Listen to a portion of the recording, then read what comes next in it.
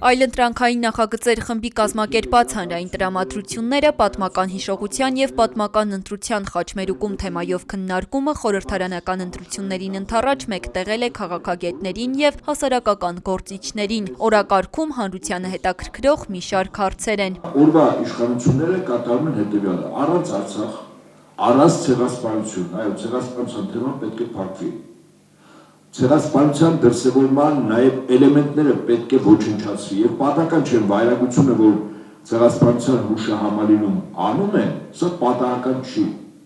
Երևույթ շինարարություն է, բայց խորքում շինարարության խնդիրը չի,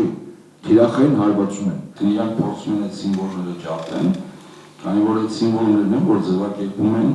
իրանք միշտ են, չէ՞, то есть ես իրանք միշտ տեսնում եմ, հետո ես բայց կրթական համակարգը փոխեմ, որ հաջորդ սերունդները այլևս չունենան այն պատմական հիշողությունը, որը մենք ունենք, բայց ընդդիմությունները այսօր են։ Իսկ այսօր 95%-ը, որը մեծացել է ապրիլի 24-ին գնալով, ինքը սովորել է դպրոցում, որտեղ ճիշտ է շատ նորմալ գիտելիքներ են ստացել, դեպապես այսօրվա հասարակության հետ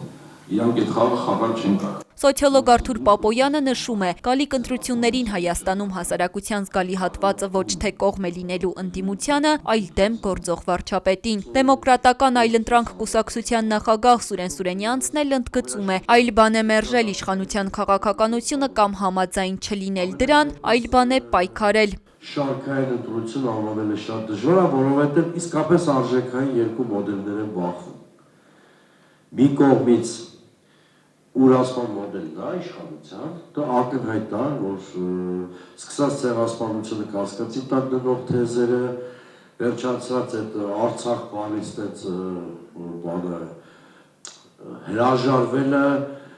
գիրք նվիրելու համար ցեղասպանության ինստիտուտի տնօրենին աշխատանքից հեռացնելը եւ այլն եւ այլն։ Այսինքն դասական ուրացման մոդելն է, փորձ այս դեպքում շատ բացասական իմաստով շատ նոր Հայաստանի բան ստեղծելու, որը փաստորեն քաղաքակրթական հենք չի ունենալու, պատմական հիշողություն չի ունենալու, առանձնապես ապագայի տեսլականներ չի ունենալու։ Հիմա շատ կարևոր ջրբաժանի առաջ են կանգնած։ Արդյոք, եթե կուզեք շատ պարզ ասեմ, այս հուլիսի 7-ը պետություն ունենալ չունենալու ցանկության մասին ընտրությունը։